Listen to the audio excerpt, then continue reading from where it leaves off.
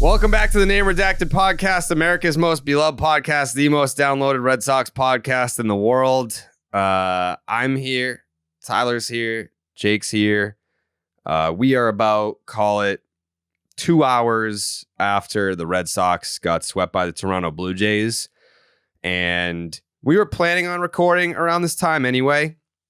But normally what we would do is the game would end, we would wait for Alex Cora to speak, and then we would go. For this particular episode, even if we had the ability to record around that time, which is probably like 35 minutes after the final out, give or take. Yeah, right around there. I think we needed a little bit of time to decompress and mull over our thoughts and not act too emotionally. And I'm not saying that I'm going to walk back anything that I said on Twitter during the game or after the game. I'm not going to do that. But I think for me, it's less coming into the show with anger and more just, we'll just talk about it. Like, I feel like there are a lot of Red Sox fans right now that they're looking for a therapy pod, and they're going to get it. You're going to get a therapy pod because when we do talk about these games, I feel like normally we will break down the starting pitcher's performance and certain plays. Or I think we're just going to have to talk big picture. Like, we can talk about some of the things that happen in this series, no doubt, because some of the things that happen in this series need to be singled out for sure. But this past weekend has been more about big picture. It's been more about specific incidents that have nothing to do with baseball. There's just a lot of things going on. And maybe you wanted to hear the fire and the anger and the passion in our voices, but I think it's actually worse. It's almost like when your parents are like, I'm not mad, I'm disappointed. That's worse. I feel like that's where I'm at with the Red Sox. They just got swept. They were 2 games out of a wild card spot chasing the Toronto Blue Jays coming into this series. And I remember I tweeted before the series started, Fenway better be loud as fuck this weekend because these are basically playoff games. You are going into Fenway Park for essentially a playoff series against the Toronto Blue Jays. If you sweep, you leapfrog them 2 games back, no teams in front of you besides Toronto. And then you get swept. And now there are 3 teams in front of you that you have to leapfrog in order to get a postseason spot, a wild card spot. So it feels like to me,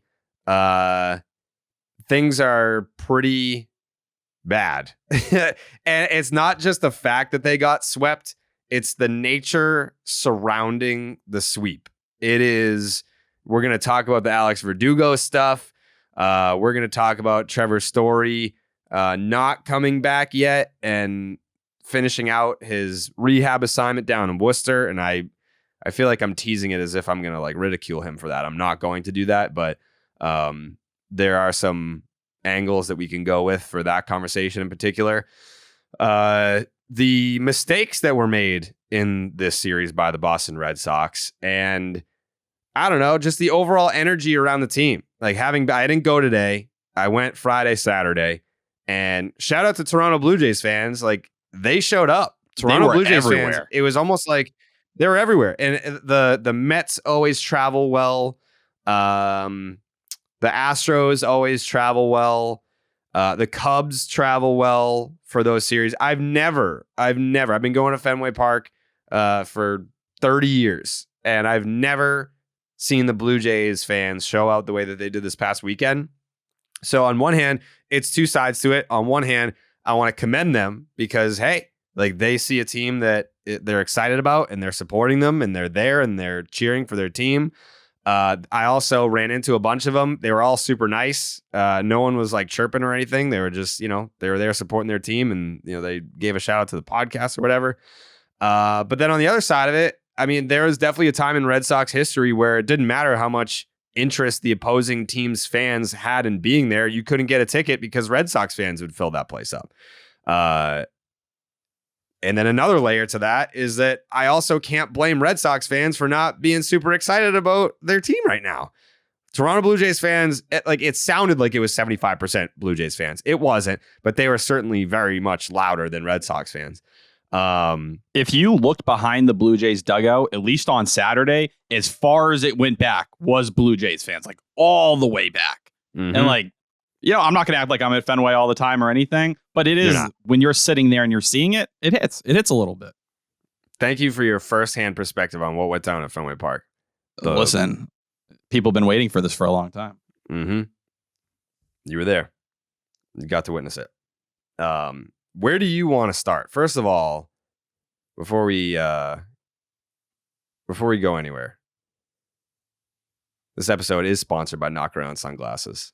You know what? I should have brought your Knockaround Sunglasses to Fenway because that's probably the only time I would have ever had the chance to see you in the year of 2023. Well, if you had cared to come say hello, you could have done that. But yeah, fortunately, you're going to see me on Wednesday. I will see you on Wednesday. Yeah, I will see you on Wednesday. Jake too. So I'll bring your Knockaround Sunglasses to 98.5 The Sports Hub when we do the baseball hour together on Wednesday. This episode is sponsored by Knockaround Sunglasses, quality polarized, affordable shades, including new MLB and U.S. women's soccer team pairs. Check them out at knockaround.com. I promise I will bring you your Knockaround Sunglasses on Wednesday. When we do, I trust you. We'll see. I'll bring them. I'm a man of my word. Where do you want to start, Tyler? Because I don't want to be all doom and gloom, but that feels unavoidable after a series like that. Not just getting swept again, but just like the nature in which it happened and the things that happened in between. Yeah, you hit rock bottom today, which is pretty impressive considering some of the ups and downs we've had this season, whether you want to go all the way back to early April with the Rays, how things kind of played out in the middle of June, and now you are 5 games back. You haven't been that far back since mid-June. So when we were doing these podcasts and it felt like they were holding on by a string through that Marlins series towards the end of June and all these things.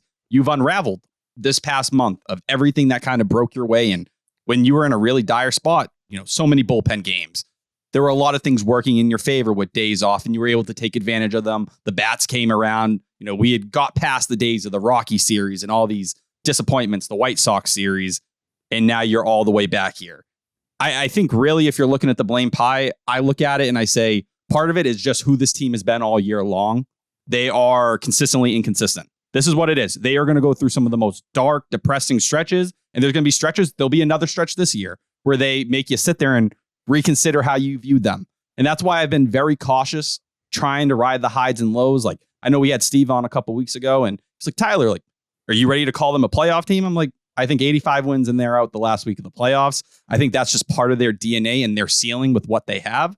I think the other part is you can assign blame everywhere in this series. And I know some people want to just attribute it to one thing. They want to say, well, fuck Heim. Heim did wrong. Heim fucked up. Heim needed to do more on the pitching side. We disagreed on certain things last episode. We both agreed they needed a pitcher somewhere. If you were going to get through this upcoming month with the limitations, the lack of days off, what you needed, what you were asking of from the bullpen and the dominance you got out of Pivetta and Murphy, it felt like you needed some Band-Aid there, something to get you to Sale, Whitlock, Houck, and we'll talk on them, but like Houck, it may take him a little bit to get where he is. His mechanics are a little off now that he's starting to pitch again. But the bats just being kind of missing for quite some time now, and that's not exaggerating. Scored 3 runs or fewer in 7 of their last 9 games, right? James Paxton, you show up, you shit the bed. You immediately start this whole series off on a terrible note. You see the shortage in the bullpen because Cora's constantly in his head trying to plan for bullpen days, right? Like there's players not doing their job. There's Cora being put in some tough spots because of limitations with the staff. Bloom, failure to address a certain need in that sense. Coaching, Carlos Feblis, what the fuck do you do here? I'm seriously asking you, what the fuck do you do here? Because if you can't go and track a ball, and it's on Reese McGuire too, but you're waving guys. I'm watching Devers regress daily at third base. Like the guy who's supposed to be getting Devers where he's supposed to be, just not doing that. And that's not the first time we've questioned Carlos Feblis this year. That's a real coaching staff problem. Like you go down the list and there's just so many little things of underperformance. Like you can question Joe Jakes in the 9th inning on Saturday. Should that have been a Kenley spot? Considering he hadn't worked and it's that close of a game, you need one game. You need just one game and it's 4. It feels a lot different going into today. Even with the loss, I think you can just look at all across this roster and there's things to be frustrated and upset about. It's just a lot of bad. And that's not even saying Alex Verdugo, who couldn't be bothered to show up on time. And I'll put my hand up. Alex Verdugo is going through some things in his personal life that we know of. Doesn't mean that his consequences or his actions don't have consequences. But I do think that is something to keep in mind as we talk about this stuff. Can't be easy losing your grandmother. Your mom's battling breast cancer. He needs to be better. It's strictly that. That's what it is. But I do think those are important things to keep in mind as well while we have these conversations. That's fair. I think you make a good point too about the unraveling of everything that they've done the last month, because that was one of the things that I was getting hit with on Twitter after the game when like I tweeted out like the death certificate of the Red Sox and then listed all the things. One of the things being like roster construction and a failure to do anything at the trade deadline. And then I had people being like, well, you didn't say anything about the bullpen days when they were winning with them. I was like, yeah, because like that's let's be real. We've talked about that on this podcast. You can go back to episodes from this past month where we said it's awesome that this is working, but the days off do matter a lot. I think we said it last episode specifically too. Not only that, but it just wasn't sustainable. Like I give credit to the Red Sox that when they were down Garrett Whitlock, Tanner Houck, and Chris Sale, that they made it work. Like they had the best record in the league for about a month. And that's not taking away from, like the depth that they were able to still win with that. The bullpen days, like when they had to do bullpen days, they had a winning record. Like it's not like it was like, oh man, bullpen day, that's an automatic scheduled loss for the Red Sox. That wasn't the case. But what I am saying is you are winning, hanging on to, trying to get to the trade deadline. So it's like, all right, we're winning in spite of the fact that we have to do this. Like we don't have a choice. We have to do this. But thank God that there comes a day where we have the option to go out and acquire starting pitchers so that we don't have to do this anymore. And then we got a second baseman when we already had 5 of those. So that's why I said, and then there's someone else who's like, oh yeah, because you even said like Rich Hill's going to save this. Who the fuck said anything about Rich Hill? Like there were plenty of starters that were available. Like I'm not saying like go get Dylan Cease or whatever, like Justin Verlander. There had to have been someone who could start games for this fucking team, because it's not just about like you can point to, well, Jared, they were winning the bullpen games. Yes, they were winning the bullpen games, but it's a Band-Aid. Like, because now when you're doing bullpen games, now those relievers can't be used in the games where you need relievers. It's not like your starters, like the guys that you have in the rotation right now, are giving you 6-7 innings every time out. Like Bayo was doing that for a little bit. But that's one guy, and he's not doing it right now. He's not going 7 innings. And even Pivetta, like at one point, Pivetta was giving you 6-7 innings out of the bullpen. And it's like, this is ridiculous. It's helping. It's huge, but like, it's just not stuff you could constantly depend on in that sense. When he goes 3 innings, you realize the difference. Yeah. So, and like, I'll add on to that. Like there's certain moments in the series after James Paxton came out in that first game, right? And you're like, all right, he gave up 4 runs. It wasn't perfect. Let's kind of see where it goes. When like Joe Vera comes in and he gives up a couple runs and that's where you are, you're like, Jesus, that's the difference between a game that's 4-2 and 6-2. That changes your bullpen decisions for the rest of that game, right? Like those are the things that really stand out to me and kind of make you think. Even if you go to like the Nick Pivetta game and how all that played out, it's like Joe Jakes ends up in the 9th inning there in that spot. These games get away. Cora's trying to make decisions days in advance because he knows what's happening. You're really not able to manage the bullpen in a way you want if you have an extra arm there, even if it is someone like Rich Hill. And, that's the bare minimum. You push some of these arms into different spots. You can do more. John Schreiber doesn't have to pitch the first inning. He can be used later. It breaks it up, even using Pivetta in different ways. It gives you more flexibility. There's such a thin margin of error for the bullpen right now. And when you don't have days off, it gets exposed very quickly. Mm-hmm. Yeah, because I mean, there were so many moments over the course of this series where, because like I said, getting swept is bad. Being 5 games back now is bad. And you get all like the everything is awesome fans being like, well, it's still got 50 games to go. Like that's 50 games. 50 games when you're in August and now you have 3 teams ahead of you, like being 5 games back, like that's not a great spot to be in. It took you a month and a half of ridiculous baseball to get within 2 games. Yes. It took you a month and a half of having the best record in the fucking league to get to within 2. Like you didn't take over a playoff spot. So what you're asking this team to do is not impossible. It's not impossible. It's just, you already had, I don't want to say that's your only peak, but like based on watching this team for 4 months or whatever it's been, their peak still didn't get them into a playoff spot. And then you had a big series against the team that was directly in front of you, and you just shit the bed. Absolutely shit the bed. I guess we can talk about the Verdugo stuff now, because it feels like there's a lot of layers to that. Like you mentioned the stuff going on in his personal life and this and that. We don't know what conversations were had. Like when he showed up at like 10 past 2 for a 4 o'clock game. Inexcusable. Yeah, it is inexcusable. I mean, we were also making the kind of like a joke being like, what if he thought it was a 7 o'clock game? Like, I'm not making excuses for the guy, but I'm just saying, like, what excuse do you have? Like, we don't know what excuse he gave Cora when he showed up at 2:10 or whatever it was. We don't know what his excuse was when he walked in the door, but like I guess the common practice is for players to get there at like no later than 4 hours before the game. Like if you're, but like Verdugo, a lot of days will show up at like 4:30 or something like that. So it's not like he's always in that 4 hour before first pitch barrier.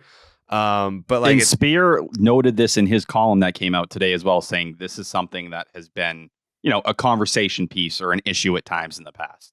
Yeah. So maybe it is, like that he's been asked in the past to like, hey, like we need to get you here earlier. Like if it's a 7 o'clock game and you're showing up at 4:30, but other guys are here at like 1 or whatever. Then yeah, like I feel like he's one of the guys that consistently is last to arrive. But yeah, I mean, if you're in the lineup, and it's not just that you showed up less than 2 hours before first pitch. It's the team that you're doing it against. Like Saturday could have been looked at as the biggest game of the year for this team. And you're rolling in there. And there's been issues like this with the Dodgers. This is not his first run in with the law with the Red Sox.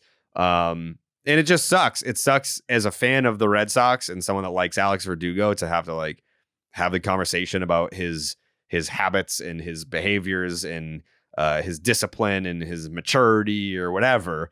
But I would say I commend Alex Cora for not airing out Alex Verdugo. Like he got asked a bunch of times. Like Chris Cotillo was in the media room being like, was he late? It's a manager's decision. Like, what did he get benched for? It was a manager's decision. What did he do? It was a manager's decision. He dropped it like 5 times, like 5 questions in a row, just getting peppered at him. And he didn't. Yeah. Cora didn't fold. No, and I feel like Alex also knows, because I even saw, like I was following the dialogue in real time. So I knew during the game that he was late. I knew probably in like the 5th or 6th inning that the reason why he was benched was because he showed up late. So in the immediate following the game and like the Cora press conference and then Verdugo's answering questions and Verdugo's asked point blank, I think again by Cotillo, or it might've been Ian Brown. I can't remember which one. Were you on time today? Yes. Okay. So Verdugo lies, but it is what it is, because I'm sure the game plan was, hey, we're going to try and keep this under wraps. But it obviously got out. Like Ian Brown, I think, reported it. But I mean, like that's like such a self-inflicted wound by the Red Sox too, because the media tried to figure it out before the game. They tried to do their work during the game. And then after the game, they're asking the questions and they're not getting the truth after the game. Alex Cora has given no answers, but Verdugo just completely lies about it. So it just became a bigger mess than it really needed to be. I think when you're following it in real time, then you see some sort of fan reaction being like, well, Alex Cora is too hard on Alex Verdugo. And like Alex Cora is making Alex Verdugo his punching bag this season. It's like, well, okay, like, is this the right time to make an example out of Alex Verdugo is what I saw some of. It's like, well, I mean, it's the biggest game of the year. And to Tyler's point, yes, there are a lot of things that are going on in Alex Verdugo's life right now that are bigger than baseball. But if he was benched, then maybe that was not the excuse. That wasn't the reason provided. Like, I think Alex Cora is human enough and has enough empathy that if Alex Verdugo was like, hey, I was late because X, Y, and Z family related issue, he's probably in the lineup. But if he's just like, oh man, I fucked up. Like I thought the game was at 7. That's me. I'm so still like, I'm just throwing out theory. Like, I don't know. Like, I'm not speaking as someone that knows the behind the scenes story. I don't. I all I can tell you is that I knew that he was late. But I don't know the reason why. But I'm just trying to piece it together here because you want to be fair to everyone involved. Like, I don't want to be the guy or the podcast that is like, you were late. That's inexcusable. Fuck you. Be better. Like, I don't want to be that guy either. You know? It's more along the lines of like, there could be an explanation to something, right? But there are consequences for actions here. And I think that's what it is. And I think it's the other context along with Verdugo. Hey, we saw how much you meant to this team the first couple months. You've been kind of not yourself for well over a month now. You haven't been performing when this team was really firing on all cylinders, when things have kind of slowed down and they need someone to step up, when they maybe need the guy who was their consistent force the first couple months of the year. Where have you been? And when this has been a thing Cora has got on you before, Verdugo, you told AC, you told everyone, like, I'm a new man this year. This is not, the guy you remember from years past. I'm not that guy anymore. I realize I made some mistakes. I wasn't doing what I had to do to be the best version of myself. I'm going to clean it up. Well, here we are in August 6th. Realistically, it's been a month now, 5-6 weeks, and you have not been doing those things. It seems like this has been a consistent issue. And Alex Spear said in there, talking to anonymous execs before, they're saying he looks checked out there. And that's something you have to look at and you have to acknowledge and say, wow, during the middle of the season when this guy's claiming to be one of the leaders, someone who wants to be here long term, claims for an extension, who was crying about an all-star game stub, you have checked out and you're not bringing what you need to do to this team. That has to be so hard for a guy like Alex Cora, who did give him his flowers at different points this year. And he got that warning in Cleveland. He got benched, right? And he came out and he responded for a week. And then it was just kind of all gone once again. If you want to be the guy here that gets, that next contract, that gets the Andrew Benintendi deal, that's looked as a leader in a major part of the Red Sox moving forward, you have to act like it. Otherwise, all this shit is just words. And right now, you look at Alex Verdugo and you say, man, so far, you're a lot more talking than you are action. And that's the reality of this. You may say you want all these things, but you have not been that here. And you seemed like you understood it for 2 months. And then the minute people started praising you and they got off your ass, you got right back to the same place you were before. Yeah. Yeah, that last at bat too. I was even going to say he looked checked out, but then he got a hit. Like, he had 3 hits today. Dude had 3 hits today, but that last at bat, he was like standing in the batter's box. He looked like he was going to fall asleep. Like, yeah, but it's like, whatever, other teams are telling you you're checked out, and then you go after the trade deadline and, you kind of pin everything that's been going on. You go, well, it did get to me. The trade rumors kind of did get to me a little bit. All right, so what's the fucking excuse now? So, like, what is it here? Is it, oh, the trade rumors were bothering you and it kind of messed with your head? All right, we can understand that. That's part of being human. Well, it's August 6th here, and on August 5th, you decided to show up 2 hours late to a game. The biggest game of the year. When the bats haven't showed up and they need you. Yeah. Against the guy in Jose Barrios who gets fucked by lefties. They need you. Instead, they're going with Adam Duvall in a disadvantage because of that selfish decision. That's a really hard thing. And I think for someone like AC, who is so team first, it's always team first, no matter what. That's how everyone on this team has acted for a majority this year. Next man up. I will step up. I will play the role. What are you doing, man? What are you doing when you're supposed to be one of the guys? Think about who you did replace here. No one's saying you are Mookie Betts. No one's asking you to be Mookie Betts. But the least you could be is accountable and show up and do the damn job. Not even showing up, that's disrespectful to Alex Cora. That's just disrespecting your teammates. And I think that's why Cora said, great, you showed up fucking 2 hours before the game. Awesome. Sit your ass on the bench. Nice that you showed up. It's not the disrespect or not caring about your own work. It's what it means to every other guy in this room that's fucking busting their ass right now and probably feeling a little down after the deadline, realistically. Yeah. Yeah, you're not wrong. I don't know that we'll get more context. Maybe we will. I don't know. I don't know if we'll get more context. I think the excuse provided is important to the story. We don't have that. But again, I go back to the point earlier about maybe we don't need the excuse because Cora heard it and he still benched him. And like I said, I think if it was a legitimate excuse, he's playing. Like if it was a legitimate, like, oh man, like family emergency or something happened, like then you're playing that day. Like it was a very, very important game, arguably the most important game of the series. And he wasn't even used in the ninth. It wasn't even like he made an example out of him for the first 7 innings. And it's like in the 9th inning, you needed him.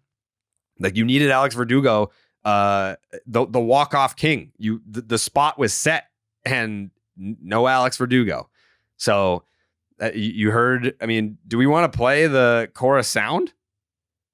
I think it's fair. And I do want to throw in one little thing here. Cora or Verdugo was pinch hit the previous day, was he not? I don't want to say that's the reason or that's exactly it, but maybe just something to think about. Yeah, I mean, it was a tough lesson. All right, here's Alex Cora after the game on Saturday. I think we all missed that one. I think Reese took off, and then Carlos, he was looking at areas. Everybody thought he was going to be off the wall, and it was a bad play, a bad baseball play. So no. So all around for us, we all thought it was gone. So Reese from the get-go, I was just talking to him. He thought it was gone, and then Carlos, he was looking at areas, and we just missed that one. He didn't play today. I decided not to play. I think today we took a step back as a team. We have to make sure everybody's available every single day here for us to get to wherever we're going to go. And that wasn't the case. And as a manager, I got to take, charge of this. And I decided he wasn't going to play. Is there something that happened before? I decided he's not going to play. Was he late or something else? I decided he's not going to play. Is it accurate to say it was, I'm just taking care of the 26 guys, and he wasn't going to play. is it accurate to say it was for disciplinary reasons why he wasn't? The manager's decision, yeah. Will he play tomorrow? There's a chance he'd play tomorrow, yeah. This is something that's come up with him a few times. Not really, no. You mentioned in Cleveland, right? Like, is there, No, but that was a different situation. Yeah, I mean, is there like It was a different situation. maturity jump that you need to see? No, I mean, he's been mature, but today, for we took a step back as a team. What did you see off the bat? You said that. Oh, off the bat, everybody thought it was gone, even the pitcher. So you did too. Everybody did. The pitcher, too. He started walking off the mound with the head down. When you say you took a step back as a team, We have to be available. Everybody has to be available. For us to do this, we have to be available. From coaches to players to analysts to the front office, everybody has to be available every single day here. That's the bottom line. And today, one guy wasn't available. I mean, there you go.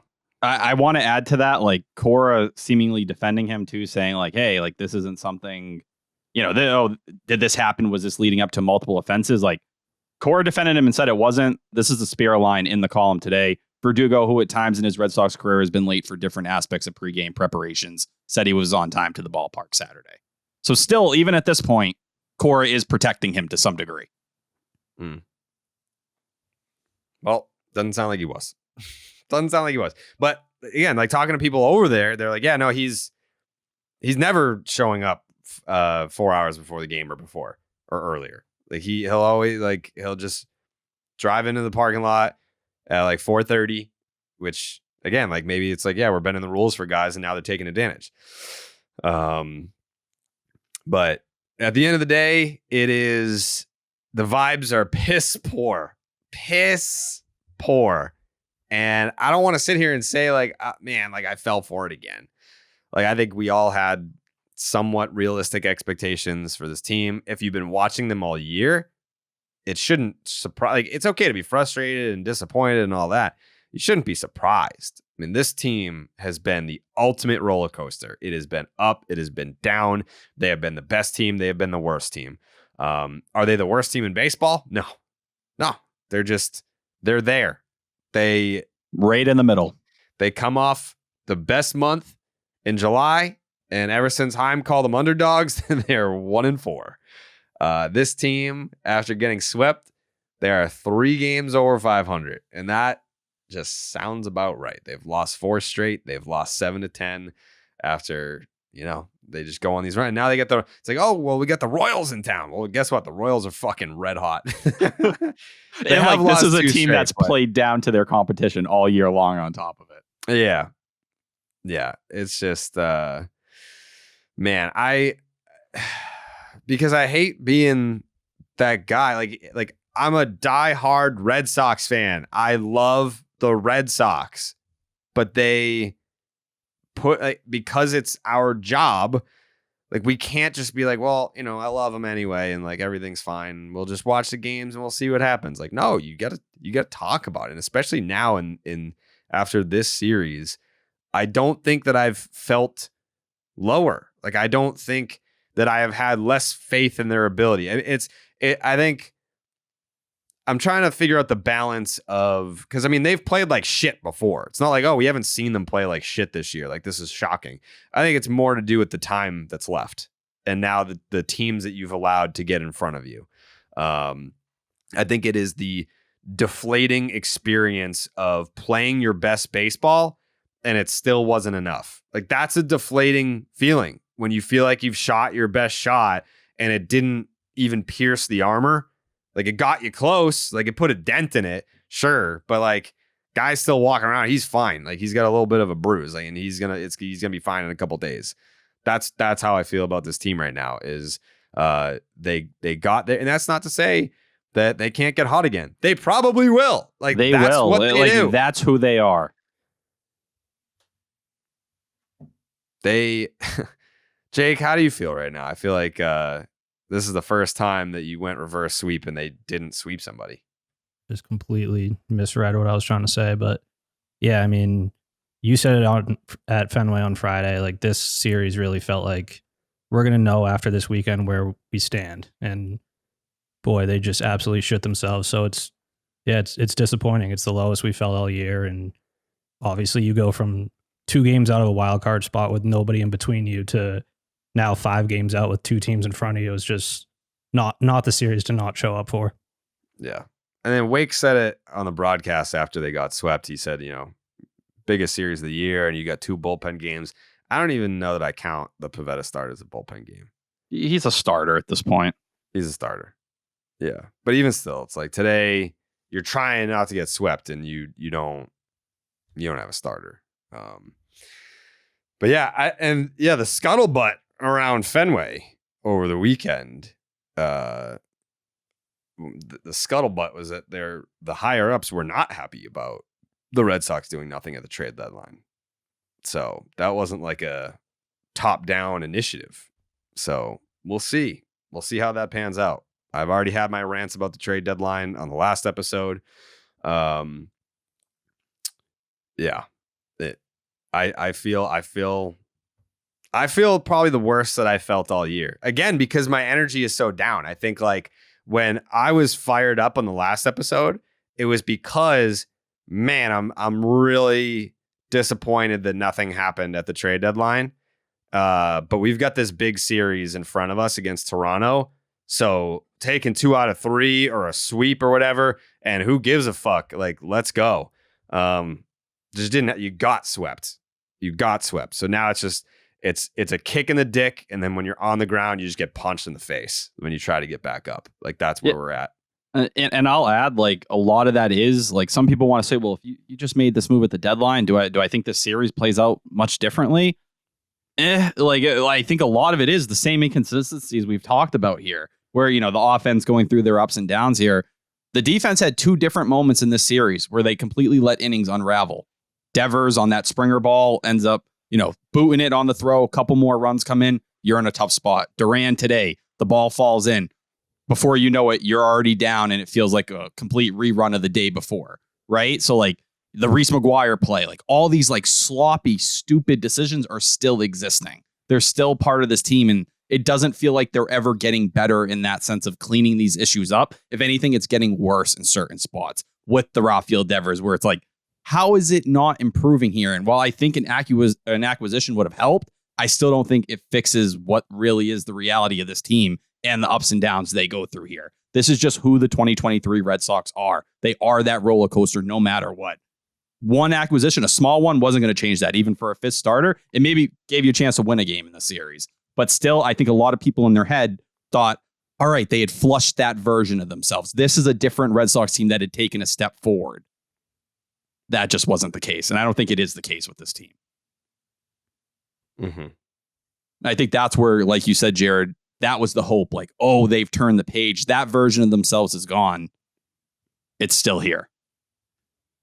And I think it's a version that becomes a lot more apparent without those days off. Because like James Paxton, that first start, that's a real conversation to have over the next couple weeks.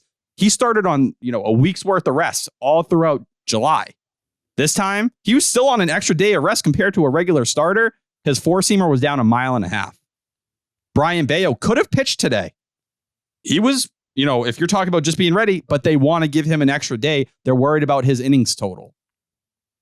Like, these are very heavy things to weigh here as you're moving down the stretch where, well, how badly did you need this ball game today? And still, and I'm not telling them to risk Brian Bayo. You do got to protect the future here. But, he's being moved to Monday on that start against the Royals when you need to win a ball game. And we're going with this bullpen game. No disrespect to Chris Murphy. He's been great this year. I don't care who you are. Like, if you're that kind of guy and you're going up against the Blue Jays, there's no way you feel confident going into that game.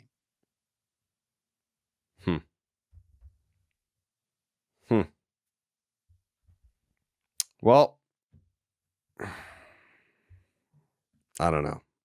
I'm really down on the squad. Baseball fans, you could be winning every inning with the hottest offers in the game. DraftKings Sportsbook has you covered from the top of the first to the bottom of the ninth all season long. Right now, new customers can bet just $5 to score $150 in bonus bets instantly. Plus, all customers can take a shot at bigger payouts with the DraftKings stepped-up same-game parlays. Open the DraftKings Sportsbook app, opt in, and place your parlay by combining 3 or more bets from the same game. Every additional leg gets you an extra boost up to 100%. Step up to the plate right now with the DraftKings Sportsbook. Download the app, sign up with the promo code JARED, Jared. New customers can bet just $5 to score $150 in bonus bets instantly only on the DraftKings Sportsbook with the promo code JARED. Gambling problem? Call 1-800-GAMBLER. In Massachusetts, call 800-327-5050 or visit gamblinghelplinema.org. In New York, call 877-8-HOPE-NY or text HOPE-NY. In Kansas, call 1-800-522-4700. On behalf of Boot Hill Casino and Resort, 21 plus in most eligible states, but age varies by jurisdiction. Eligibility restrictions apply. See DraftKings.com/sportsbook for details and state-specific responsible gambling resources. Bonus bets expire 7 days after insurance. Opt-in and 10-plus leg requirement for 100% boost. Eligibility, wagering, and deposit restrictions apply. Terms at sportsbook.draftkings.com/baseball terms. Should we go back and maybe kind of work our way through the updates throughout the week? We have the Christian Arroyo stuff, right? I think Luis Arias, his first series in a Red Sox uniform, the Trevor Story stuff, and kind of all those rehab updates, because we got a big Whitlock update too. We did. I didn't see the Whitlock update. Just that he was going to be a reliever. Yeah, that's what I'm referring to, which I think both of us assume that was what they were going to do at this point based off the injury, but something to hit on. Okay. Where would you like to start?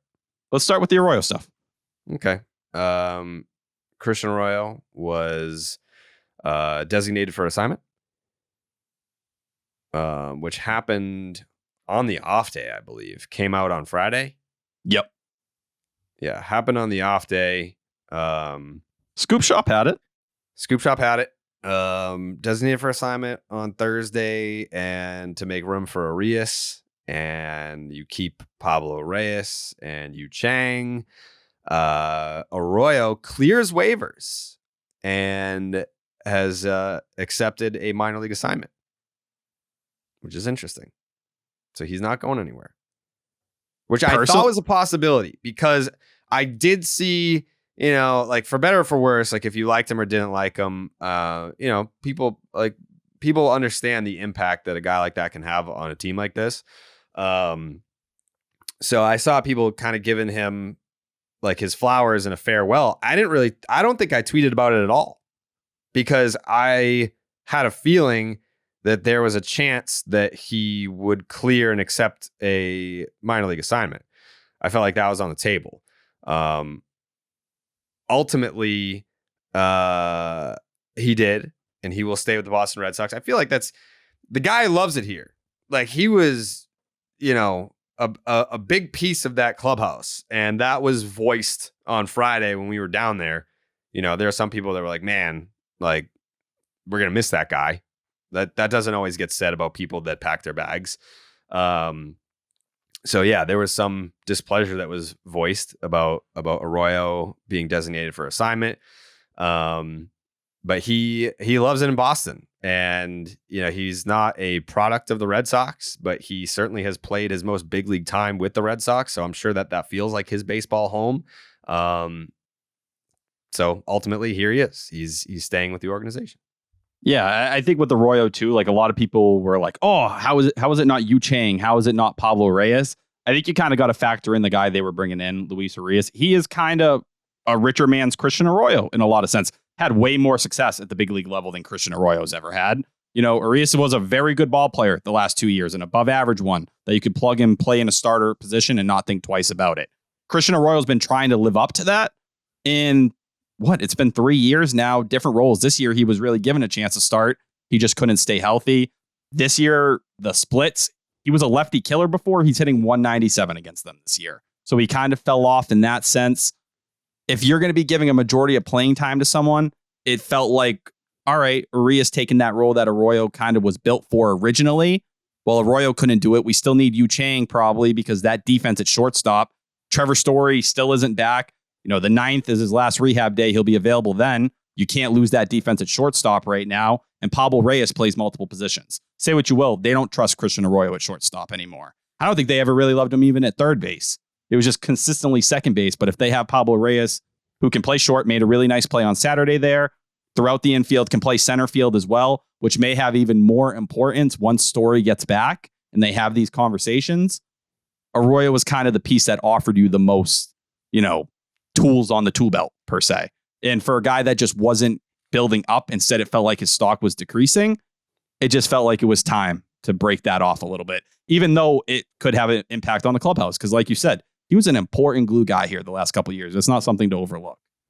Also, I thought that Cora's comments were interesting because he was kind of asked like why Arroyo, and he mentioned the versatility of the other guys, and it's like Pablo Reyes played center field for AAA for like 2 weeks. Like that adds to his versatility.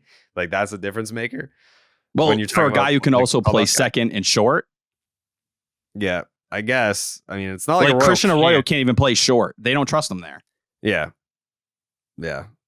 Think through everything that happened, as bad as it was, they were good putting Christian Arroyo at shortstop. Mm-hmm. They'd rather just hope Kike Hernandez was going to make those throws. Yeah, he made a big throwing error last night too. Yeah, that's Kike Hernandez, right? Mm-hmm. Not even like shortstop. It's second base, right? Mm-hmm. I was watching the highlight, but that's what it is with Arroyo. I think they just saw Urias and they're like, this is a better version of him. And we need to let this guy play. I thought he looked good over the weekend. Say what you will. There was a lot of negatives. Had a hit in every single game. 1 for 3 on Friday with a walk. Saturday, 2 for 4 day, big hit. Maybe if Joe Jakes doesn't pitch the 9th inning or if Rafael Devers can play some defense, that's a game tying hit. Or on Sunday where he had a hit, but he also got robbed by Kevin Kiermaier. Split his arm open. Yeah. Dude plays balls to the wall. The update on Whitlock? Yeah, so Garrett Whitlock threw a 2-inning simulated game yesterday. Command looked good. Spare was very positive. Feel for all his pitches. Weirdish comment from Cora. Nothing I'm freaking out about, but he goes, yeah, Whitlock's velocity was up. He was sitting 93, 94. Oh, okay. Well, that's not what Garrett Whitlock throws. No. But maybe it's more along the lines of this is his first time really getting it going off the mound. They're trying to get him, he's going to be in that multi-inning role for the rest of the year. So, yeah, you're going to get 2021 Whitlock, hopefully, or early 2022, whatever way you want to frame it. I think that is the best move for his health at this point, because we played the comments last week, I think, on the podcast. There were some somewhat, I don't know, I just didn't love the way he was framing the elbow, already just reacting to stress and having some issues when he wasn't carrying much of a workload. I think you punt the starter conversation to the offseason. And even then, when there's a lot of starting pitching on the market, you really have to rethink things and question, is he a starter long term? Yeah. What was the last sale outing? Today. What was the line? 4 1/3, 3 hits, 0 earned runs, 7 Ks, 0 walks. And the velo was a little down. He was at like 95, 96 the first one. This time it was 91, 93. Ooh. And this is going to be his last rehab start. He's going to be up on this team probably starting Thursday or Friday in some kind of role, maybe a piggyback role or an opener role. Yeah. And then there's the Trevor Story thing, which I think a lot of people were overreacting to. Trevor Story, there's a lot of talk that he might be back with the Red Sox this past Friday. There's only so much time that you're eligible to stay in during your rehab assignment, whether it's 20 days. 20 days between all levels, whatever. If you're going to be in Worcester, if you're going to be in Portland, So like Trevor Story has said, I want to stay the max amount, which is what, until Wednesday? Yes.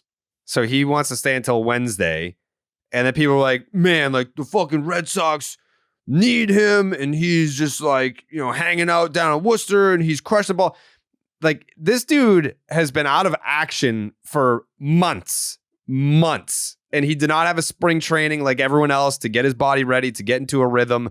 Like, look at what happened the start of his season last year. Was it last year? Last year, when he didn't have a spring training, like or a partial spring training. Like he came out of the gate real slow. Like that stuff is important. So would it be nice to have Trevor Story right now? Absolutely, of course. Like I think it adds to it that he's doing so well in these rehab games. Yeah, so it's like, all right, he's hitting home runs and he's playing good defense. Like get him up here. We need him right now. But at the end of the day, the guy's coming off a major elbow surgery, and he's playing a premier position at shortstop, and he needs to get his legs under him. He needs to get in baseball shape. Like this is his spring training. It's not like he played April and May and got hurt and then went on a rehab assignment and now he wants to stay extra time on the rehab assignment. Like he's coming back from major surgery and he didn't have a spring training. Like he hasn't played baseball in quite some time. So I have no problem with him taking a few extra days of that. It's not like in some people's warped minds, like, oh no, he doesn't have the compete. He doesn't have the it factor to come up and help the Red Sox. It's like, no, like if he's asking for those extra days as a professional athlete, your body. So of course you're going to trust the athlete and be like, yeah, if he's asking for those days and he needs those days, it's not a big deal. And on top of it, it's some people are saying he's injured or, he's still clearly not healthy. Come on. The guy was willing. He was trying to fight his way back in July to DH. The team told him we're good. He said, hey, we don't need it. The way things are going right now, it doesn't really make sense for our roster. So he was willing to force himself into that Bryce Harper-esque role and just say, hey, I'll show up and hit if that's what you need out of me. Well, okay, you didn't need it. Do you want this guy to be able to play the position and do it on consecutive days? Because if he comes up here and he's sitting every other day, you're going to bitch and moan then. Then you're going to have a fucking problem again and say, oh, he can't play every day for me. Which one do you want? Do you want him to come up and be able to offer you, maybe 4 or 5 games a week off rip and you don't have to worry about all that? Yeah, that's kind of how it goes here. Like, there's just this constant Trevor Story hater part of this fan base, and I get it. I know you blame it for Xander Bogaerts. It's not Trevor Story's fault that whole situation played out like that. It's never been his fault. But the reality is he's right on time for his rehab. This is exactly where people had him. Some said it would be closer to mid-August. You'd be best case maybe to get him by September. It's right August 6th, and he's going to be back no matter what sometime this upcoming week. He's followed the timeline. He's worked his way back. He's offered to come back early, and the team told him no. So yeah, it's going to take some time. He just moved back to shortstop. He's trying to get his arm right. He's making sure everything's there. And every report so far, he's making every throw. Have you seen one bad throw or one bad defensive play from Trevor Story? None. Sure haven't. Right? So you think all these rehab games he's playing, he's DHing down there too. Don't get me wrong. If there was something wrong with the elbow, you would have seen it. But he's trying to get right. And Alex Cora told you, go read the fucking reports from when he first started. More than likely, he's probably going to end up spending his full rehab time down there.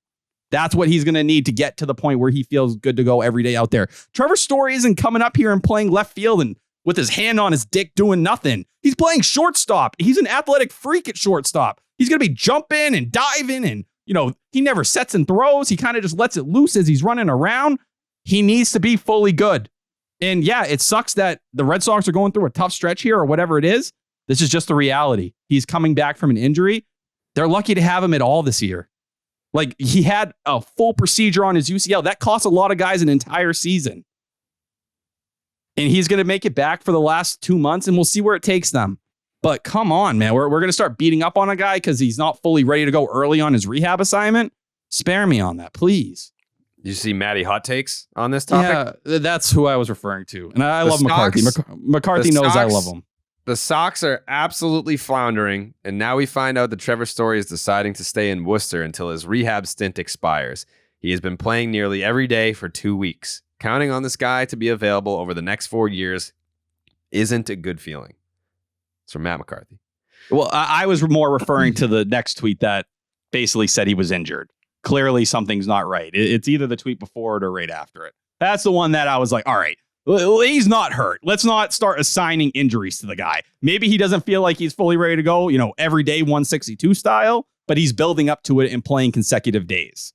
Story was hurt before he got here. He has barely played for the Red Sox in 2 years and is clearly still hurt despite 2 weeks of rehab games. Counting on him to be available moving forward feels foolish, he says. All right, let's not assign injuries. That's wild. He's healthy. He's running around out there. Is he in spring training form, fully built for 9 innings every day, full pace MLB style? No, he's probably trying to get there right now. And I think the guy also knows when I get up here, my first year was such a disappointment in a lot of people's eyes. I want to come up and live up to what I need to do here. I want to be Trevor Story. I want to be the guy in Colorado that people talked about, at one point is one of the better shortstops in the entire game. This all tools player, the guy that we were excited about getting. He wants to live up to it. He's trying to get to that point. What more do you want? But there hasn't been a single sign that his body can't handle it. And so many of the people are bitching are the same ones that said he couldn't handle shortstop anymore. And yet here you are begging and crying for him to be out there. So which one is it? Has Trevor Story ever been labeled as a guy who didn't fucking care? No. He's actually been labeled the complete opposite by everybody. As a guy who, the dude took a fucking baseball to his head last year and stayed in the game. He got hurt. Yeah, his elbow was busted. The Red Sox knew it. Don't be mad at him. Be mad at the Red Sox because they knew something was wrong. I have a question for you, Tyler. Yes. If Dave Dombrowski signed Trevor Story, do you think people would be as critical of Trevor Story? Do you think it's because he's linked to Heim? Yeah, well, I think it's the Xander thing. It's the whole perception that, Trevor Story isn't Xander Bogaerts, and that's the reason Xander's not here. So fuck Heim, fuck Trevor Story, because he likes Trevor Story more than Xander Bogaerts, and that's what irks them to the end. When it's not Trevor Story's fault whatsoever. None. No. There's a universe where they take care of that extension and they can both coexist here. Blame Heim for that, because that didn't happen. No, it sure didn't. Man. I don't enjoy talking about this team right now. I really don't. And there's just the extra layer to it about just the awkward vibes with the team too. It's just weird. Well, when Cora, Cora's comment, tell the story about Friday, Jake. Should I even say that? Whoa, you can't tease it. I'll remove the names. You gonna do the mouth thing? No, I'll just remove the names. So Friday, you obviously remember our last podcast, Tyler. So a Red Sox player defended me. But on the last episode, when we were going down all the people that played second base for the Red Sox, and I was like, they've got this guy, and they've got that guy, and they've got this guy, and I was like, who's the other fucking idiot? Someone tried to rat me out and be like, yeah, Cora talking shit again and called us fucking idiots and blah, blah. And then there was a player that was like, that's just how he talks. He was trying to think of, he wasn't calling you fucking idiots. He was trying to remember who the guy was. And I think I wonder what Valdez. They thought of the Bobby Delbick comments I made. Jesus Christ. Yeah. At this point, it's just they're just looking for reasons to get upset about shit. It's just I don't know. It's a very weird year where there's a lot of rabbity, the whole, I hate to bring it up again, but the whole Caleb Ort thing, I said the dude sucks, and that has had lasting effects to this day. While we were recording this podcast, I got a text message about Caleb Ort whining about that today. That was what, April, May? I don't even know. Seriously, it was that early, and like you said, it's branched. I'm not going to speak on the player specifically, but I will speak on the player. You are on the phantom IL because the team told you that you sucked. What a weird hill to die on. The fact that I said this dude sucks, and that was the line that made it super awkward with people. that they're like, it's so fucking strange. Like he is, if there was a 40-man roster, he's player number 40. And they were like, you know what? We're going to die on this hill. Like he said he sucked. The team told you that you sucked. You're on the Phantom IL. And that's been like, it's just been like weird, awkward tension all year because of that one line, which I don't regret, by the way. It was factual. You were spitting. Yeah. Like I feel like I can't win because I'll get tweets. Oh yeah, all you do is shill for the Red Sox. Like your Red Sox propaganda. All you do is like dick ride the players. No, I don't. Like if I feel like someone isn't good, I'll say it. If I feel like whatever. Like that was one of the lines. That was one of the lines that after the Caleb Ort stuff happened, I had someone reach out and be like, well, like it just feels like it's personal. And I was like, it is personal because when the team isn't good, that's bad for me because the Red Sox and baseball are my life. So if you're bad, you're costing me happiness.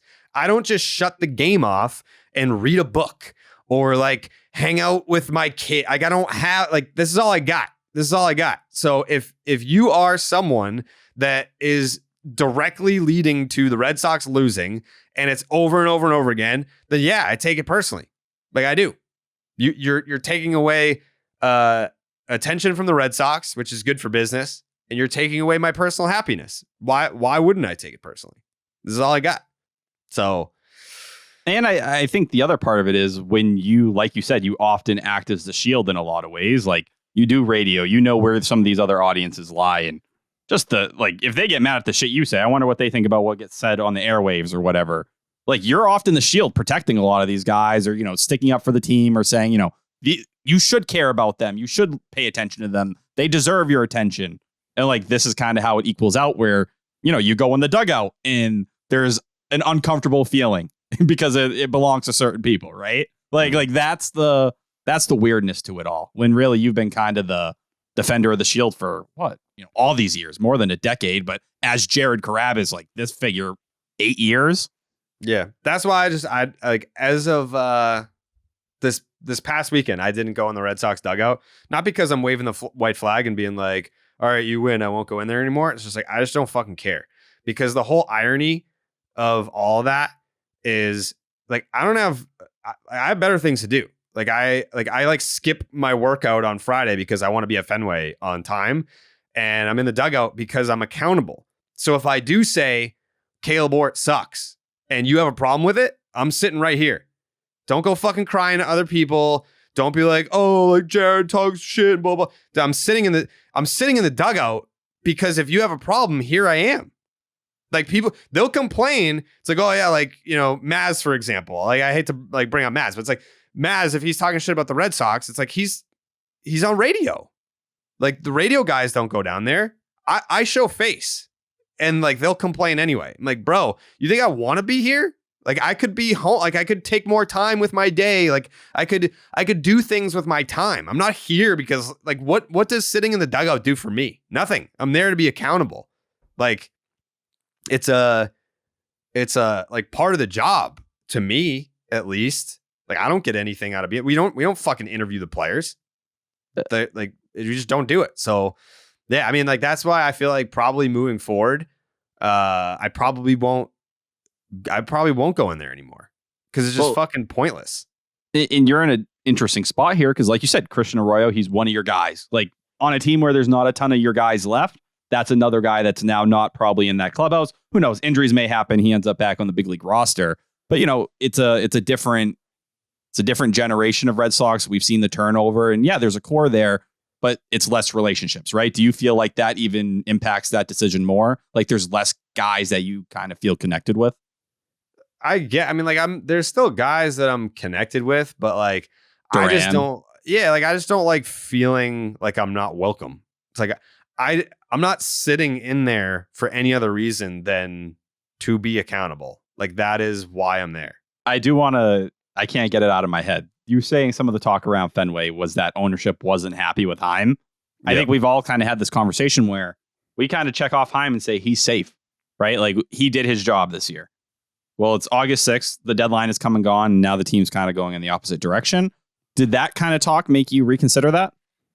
Wait, say that again? So we've all kind of sat here, right? And we said Heim's job feels safe. It looks like he's done what he's had to do this year. From the talk you heard at Fenway, that upper management may not be happy with them just straddling the line, basically, and not going in one direction or the other. Do you think there's a chance that conversation could still change here? I think there's a chance, yeah. But I mean, like, how many times have you seen Tom Warner around the team this year? Like, I mean, I go back to winter weekend where, I'm asking John Henry, like, how much do you still care? And I've seen the night that Tanner Houck got hit in the face with the comebacker, I saw John Henry with Linda, and they were like with Tanner, like hands on. Like, I still believe that John Henry cares. I do. You can call me a corporate shill for that, but I'm basing it off of personal experience, things that I see, things that I hear, whatever. I still think that John Henry cares.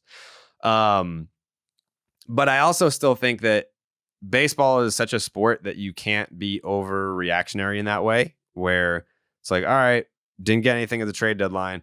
They know more than us. Like, they're probably saying, oh, that was the other thing that I heard this weekend was that Bayo was part of the ask for Cease. Oh my God, go fuck yourself. Right? But that's kind of what we were talking about last episode, where I was like, if they're asking for stuff like that, dude, like, that was the Aaron Savali thing. You don't have someone that matches Manzardo. Cassis or Duran, go fuck yourself. Yeah. And I also think, those conversations can change, right? Like, I'm sure you got to start high and meet in the middle. Like, I remember Chris Sale, the White Sox wanted Devers, and Dombrowski was like, fuck you, have Moncada. And they're like, okay.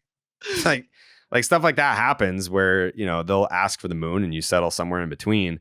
But yeah, I mean, none of this stuff is confirmed. It's just like, it's just all like rumors, whatever, stuff that you hear in passing. But yeah, I mean, I'm not going to sit here and say that his job is safe. I mean, I don't think anyone's job is safe. Like, people want to make it a Heim thing. I don't think anyone's job should be safe after a season where it's another disappointing year. But I guess the scope of what is defined as disappointing.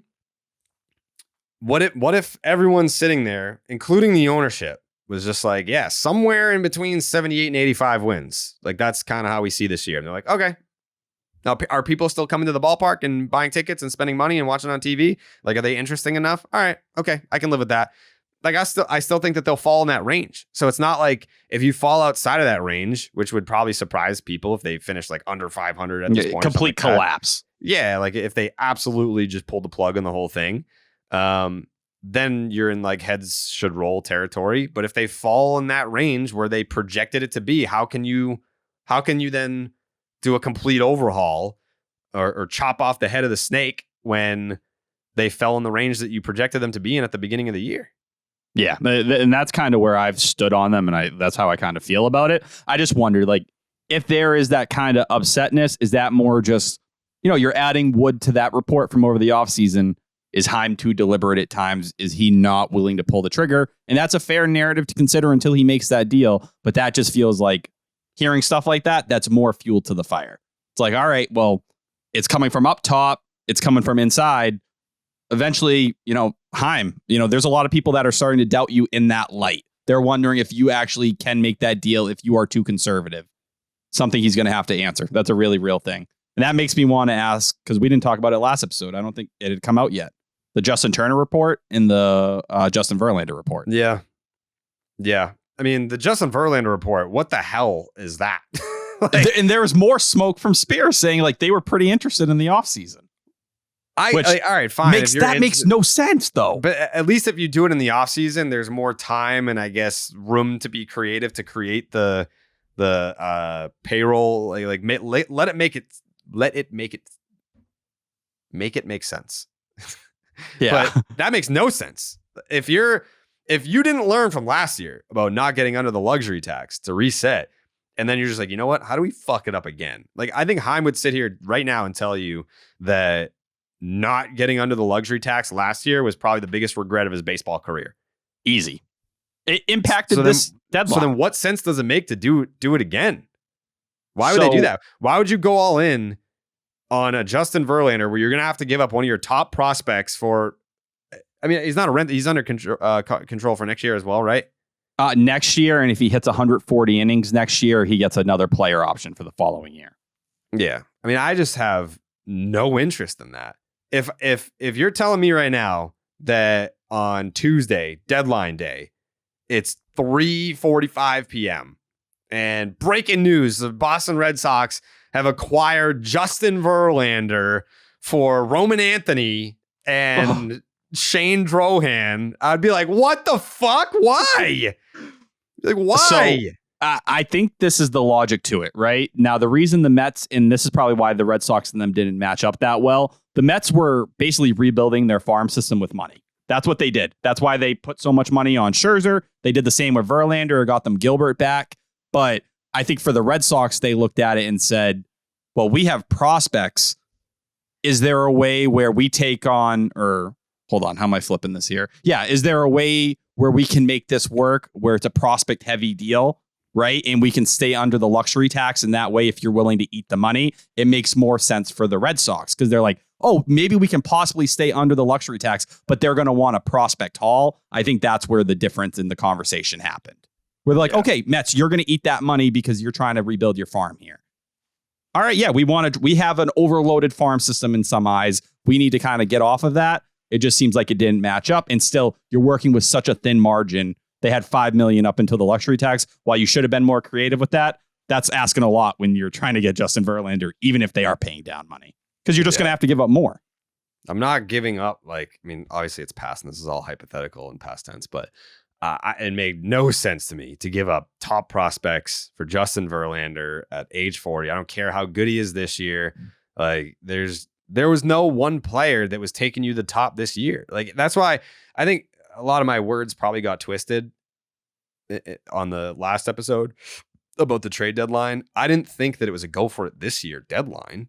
Like, I wanted to make moves that were going to help you for the next 2-3 years. And while Justin Verlander makes you a better team this year, like, this team's not ready to win this year. Everyone knows that. If you've been watching the team this year, like, of course, there's going to be the unrealistic, and they're usually younger. Like, Red Sox fans are like, man, if we really just went for it at this deadline, like, we were right there on the doorstep of a wild card and you never know what could happen. It's like, no. Like, this team in 2023 is not ready to contend for a championship. The goal was always to just be interesting enough to where we're playing somewhat meaningful baseball in September, which is not off the table. Like, it's not off the table. I still think that they could, because of what we've been trained to believe of this team. Yeah, they're going to be lows big time, but they also have highs. And sometimes those highs last for a whole month. And if you do have another month stretch where you're the best or one of the best teams in baseball, then yeah, you should at least be in the conversation. Like, you should be in it. Yeah, like, say what you will, right? The Royals, I know they've been playing good ball, but that is a team you should go up and clean up against. You got the Tigers after that and the Nationals. Like, you're going to be getting guys back throughout this stretch. You know, Whitlock and Houck are probably closer to that Washington series, but you are going to get Sale and Story next week. If you go on a run here, it only takes a couple days going right for you to be within 3-4 games. Yeah, making it all the way back to that top. Like, you had a hill to climb before, now you have a fucking mountain. Like, that's what the conversation is here. But you can remain in it. You can be 3 or 4 games back and you're still eliminated the last week of the season. Right? Like, you'll still be in that conversation. And if things break your way, who knows? Maybe it's even a little closer at the end of the year. But that's where they are. They're going to be in the conversation. I have a hard time believing they're going to fall through. And people want to say, like, oh, Verdugo, this is him rebelling. This isn't him rebelling. This has clearly been going on for some time. Okay? Like, look at the signs. Look at what's been going on with him the last month or so. Him getting benched before. I don't think the team's out here pouting. I don't think it's any of that. I think you're just seeing a team who's slumping when they tend to slump. It's 3 series, loss in a row. They were kind of trending down before the deadline. They were going through one of their colder streaks. We're just in the midst of one right now. And every time we've been here, you've gotten the overreactions both ways. I'm not doing it anymore. I think it's just somewhere right in the middle. And if you're kind of balanced about it, doesn't mean you're not pissed and you're not frustrated. You're going to lose sight and you're going to end up just on this stupid roller coaster of takes where 1 week, and there's people out there that are doing this. 1 week ago, you were saying, oh, this team could beat anybody. And then you look a month before that, they were saying this team sucked and it was going nowhere. Yeah. Just be consistent. Like, I feel like you can't with your takes. You can't be consistent with your takes because when they're at their best, they do look like, hey, this is a team that we could surprise a lot of people if we get into the playoffs. But then when they're at their lowest, you're like, why the fuck didn't they sell at the trade deadline? It's very hard. It's very hard to stay consistent with your takes when this is a baseball team that hasn't been consistent with their play. They have just lived on all ends of the spectrum. They have been at the lowest end of the spectrum. They've been at the highest end of the spectrum. They have been in the middle of the spectrum. They've been all over it. So for us, like, I'm not even like saying like we need to call ourselves out for not being consistent. How the fuck are our takes supposed to be consistent when the team isn't consistent? Like, we're just calling it like it is. I think like when they're playing shit baseball like they did this past weekend this year. Like you got to be like, yeah, like man, I said, Steve asked me a couple weeks ago, and people were mad at me. I got like a lot of DMs. They had a big opportunity in front of them this past weekend to make a statement, and the statement that they made, and just what I tweeted, the Toronto Blue Jays played like a team that won in October, and the Boston Red Sox played like a team that was just playing out the string.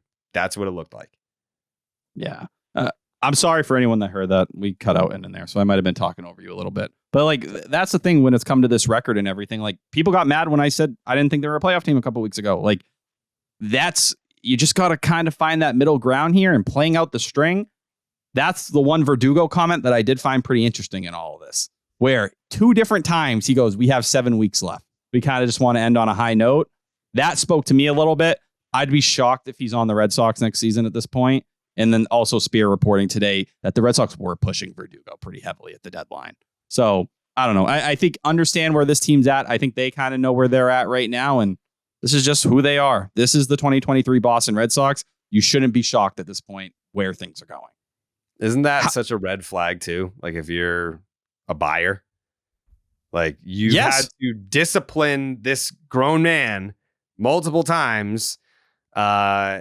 He's openly said, hey, the idea of being traded really messed with me. And you've had to boot him in the ass to get him to go. And there's there's 1 more year of team control. Yep. 1 more. So, yeah, I mean, at this point, I don't think that it would surprise a single person if he were not on the Boston Red Sox next year. But again, you're going to sell low because your dirty laundry's out there. Like, and they were already selling from him low. because you're not moving on from him because you think you can get a ton of value back. And it's like, oh, we only have 1 more year of control. Like, let's see what we can get for this guy. Like, you're moving on from him because you're like, hey, this isn't working right now. And you're already selling low when other execs are saying he looks checked out. Like, that's the reality. And I can't blame the Red Sox for sitting there and saying, well, fuck, we want to compete where we are. We want to at least let this team give him a shot. You know, we're not adding much to him, but we're not tearing him down either. Are you going to sell Verdugo for fucking pennies on the dollar at that point, or say, let's hope he just gets through this mood that Verdugo is going through? We know it happens every year just about. Can we get a good Verdugo the last 2 months and then figure it out after that? Because if he gets on fire for August and September and maybe the 3-hit day is the spark of that, then maybe there's more value than a guy who hasn't hit for shit in a month plus and looks, other teams can see he's clearly not into it, whatever is going on here. Sad. I wish it worked out different. It felt like at the beginning of the year, we were on the path to the Alex Verdugo, not redemption tour, but like breakout season. Like, it felt like, all right, Xander's not here. We're turning the page. I mean, at this point, he's got to be one of the longest tenured players in the fucking team, right? No, easily. And he's been here since 2020. So it's like, yeah, all right. Now it's a changing of the guard. We've got a new voice. We've got a new vibe to the team. Like, there's a mix of veterans. We've got some young, exciting players that are coming up. But Alex Verdugo, like, I know that, the spring training stuff was about Kike being the leader and all that. But we were talking about multiple leaders where, like, Devers had to step up and be a leader, and Kike and Verdugo. But man, what a turn it's taken. And I'd like to sit here and say, like, if this were 2020 and this stuff was happening, then you're like, all right, it's a different discussion. Like, he's got time to mature. Hopefully he gets a boot in the ass and sees that he has a big opportunity in front of him. It would have been the year before they ended up in the ALCS, and it's just different. It's a different conversation. But when they've already tried to reportedly heavily push you to another team and you only have 1 year left, it's kind of like time's up. And didn't he have a quote about like, I just got to get through the next 7 weeks? Like, yeah, he multiple times he said it, and it's like, damn, like, that doesn't sound like a guy in Boston who wants to play. Like, it's about October. It's about, let's see what this team can do. It sounds like damn, I can't wait. I can't wait till I'm off work. Like, I'm counting the days down. I know exactly in my head how long I got to go here. Mm-hmm. And that just, for a guy, and you said it, the leadership stuff, because Jaron Duran was shouting him out, Christian Arroyo was showing him love. Everyone was like, oh, this is the new Verdugo. It just isn't that right now, man. It's completely gone. And I can't remember the last time in season opinions have flipped so quickly on a player. I don't know. I still saw a lot of support for him when he got benched. I saw a lot of like anti-Cora, pro Verdugo, like stop trying to make an example out of him, yada yada. I saw a lot of that.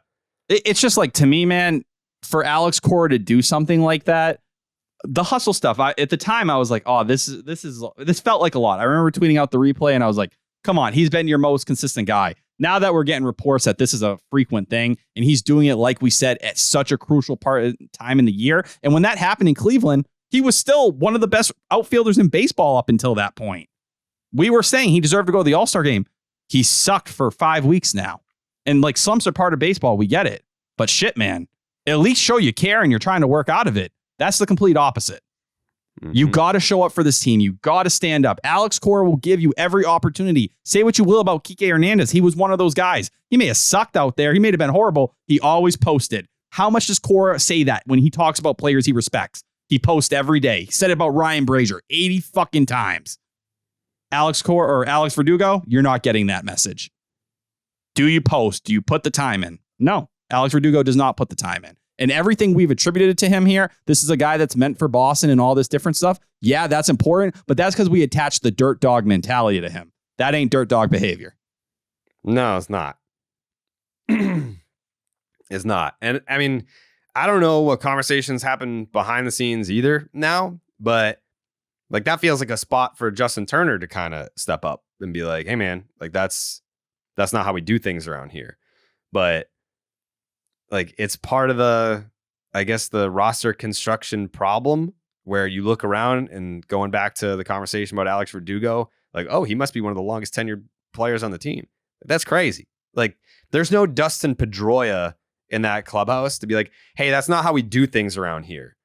Like Justin Turner is that guy right now, but how's Justin Turner, who's been there for 4 months, supposed to go up to Alex Verdugo, who's the longest tenured player on the team, and be like, that's not the Red Sox way, man. It's like, no, that's a hard message to sub. Like, damn, dude, I've been here for fucking now 4 seasons. Like, I get it. I know you're a veteran, but like, I know Boston a lot more than you do. I think that's why you're lucky to have someone like Cora who's going to step in and do it because he respects the other guys. He's like, I know what this city is. I've been around the best of the best. Like, dude, this isn't Boston Red Sox baseball. Say what you will, you are not playing Boston Red Sox baseball. Yeah. And I don't blame him. I like Verdugo. I really do. He's one of my favorite players, but even me, I sit here and I'm like, damn, dude, you're not exactly the guy I thought you were. And that hurts me. It upsets me. I hate it. Yeah. I will add, since we're mentioning Turner, we only hit on Verlander. Do you think they actually were going to deal him? How close? Well, what was it? Edward Cabrera was the name that I don't think that Turner was going in a deal for Edward Cabrera, but yeah, it would have to be more, but I bet that's what they were looking for. Something, a young, controllable pitcher. But I'd put my hand up and I'd say, I like Edward Cabrera. I floated that trade rumor over the offseason a ton, but they were asking for Tristan Casas back then, first off. Mm-hmm. Secondly, that was not making this team better, man. That's a full punt move because Edward Cabrera was just getting optioned to the minors. He's had a rough year. He has not been, developing the way they hoped. It's a mid-4 ERA. Yeah. Control issues as well. So, I mean, I'm not going to sit here and say that I don't think that it could have happened. I mean, they, I guess, put the message out there that, hey, we're not interested in trading this guy unless you want to go crazy. Yeah. And, I think that should be every team's approach. That should be every team's approach with any player. It's like, yeah, like we're not looking to move this guy, and we're not, I don't know, we're not like, it's not someone that we would love to move or ever want to move, but like everyone's got a price, especially someone like Justin Turner. It's like he's 38. He's 38 years old. He means a lot to what they got going on this year, but he just doesn't have enough time left on the clock to be a key contributor to a core, like a championship core moving forward. He's the guy that's going to help, get the core pieces to the level that they need to be. like a Duran or whoever, Casas, like he can mentor those guys, but he's not going to be a piece of what they've got going on the next time they win a World Series. Yeah, and I think the Red Sox also looked at it and said, dude, if we deal Justin Turner, that's even a bigger white flag than James Paxton. Because Justin Turner is at the head of everything you're doing offensively. He's the leader in your clubhouse. I'd be terrified to think what happens in this clubhouse if you got rid of Justin Turner. Especially with what we're seeing out of Verdugo right now. It's like, who do you kind of look at as your leader or you answer to? Like, that is terrifying. I think he weighed it. And he knows last year he saw some of the play out with moving a guy like Vasquez. It's different. But at the same time, could your clubhouse handle that? No matter what, unless you were going to go nuts and offer them something that was that crazy. They did enough to get their attention. But I don't know. The way they said the Marlins thought it was a done deal, I think the Red Sox were more, all right, well, listen, you impressed us a little bit, but you didn't go far enough for us to pull the trigger and take a massive risk. Mm-hmm. Jake, how about some Blue Moon to lighten the mood a little bit?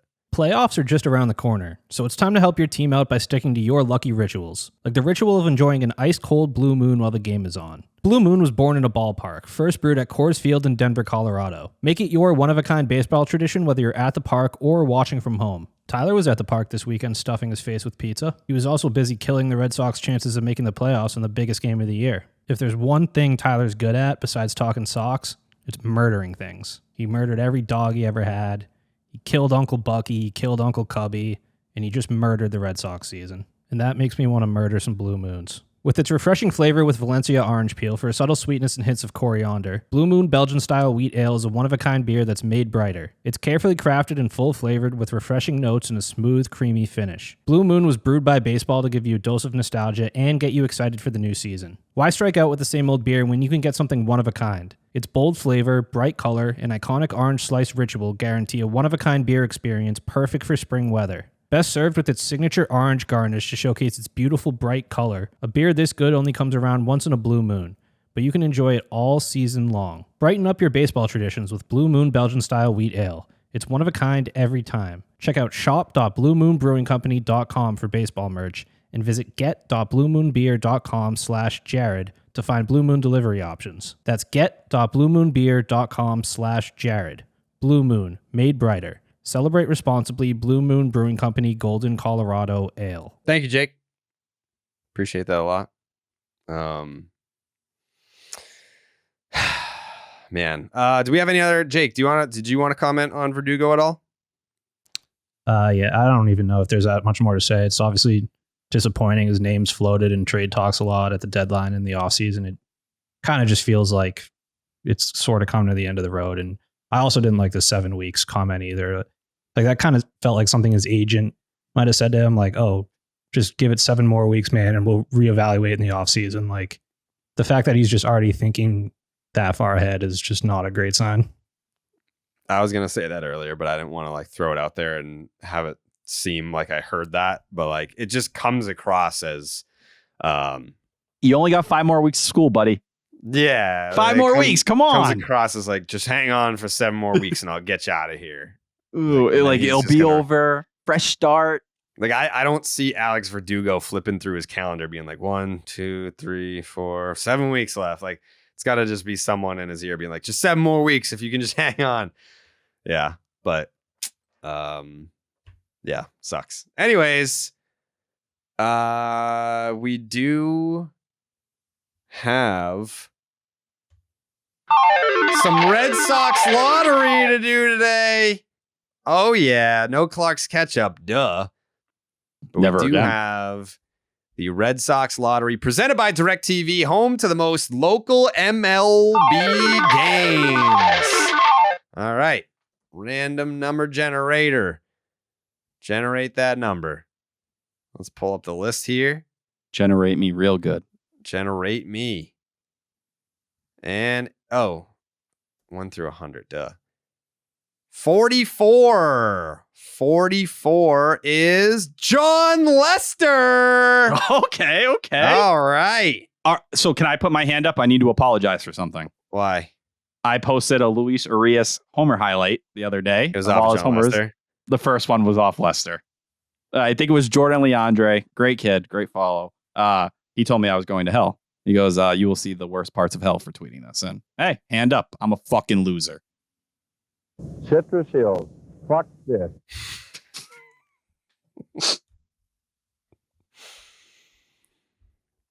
Jon Lester. What a career. What a career Jon Lester had with the Boston Red Sox. I've told this story before. The last time I took a vacation before this past November was when I went to Disney with my family the summer going into my junior year of high school. And that's when Jon Lester made his big league debut. This guy, I mean, he was the reason why the Red Sox should never just back down from, oh, he's 30 and he's a pitcher. We can't sign that guy. Like, Jon Lester was the dude that came in and said, I'm a homegrown talent.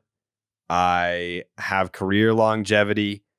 I want the ball in big games. And not just do I want the ball, but I'm going to deliver for you in big games.